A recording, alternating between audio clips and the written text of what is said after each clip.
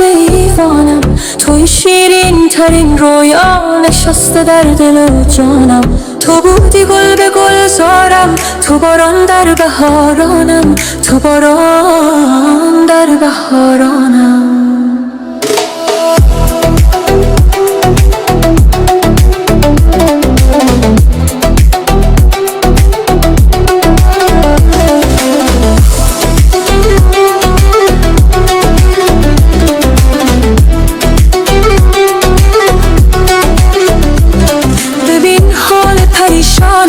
ببین چشمان گریانم، بیا برگرد تماشا کن، ببین دنیای ویرانم.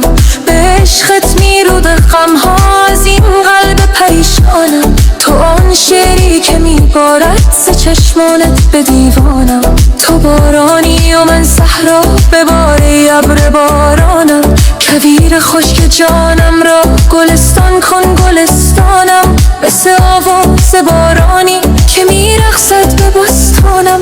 نباشی بی تو میمیرم، چه کردی با دل و جانم. تو نتیری که میپیچد میان باغ ریحانم. توی خورشید سوزانم که میسوزد زمستانم. توی رویای جاویدم که میماند به دورانم.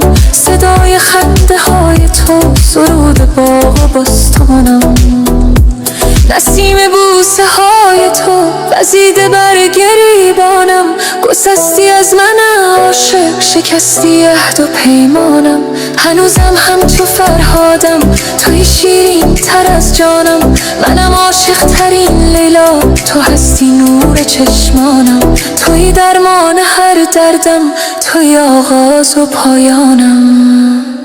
توی درمان هر دردم، توی آغاز و پایانم.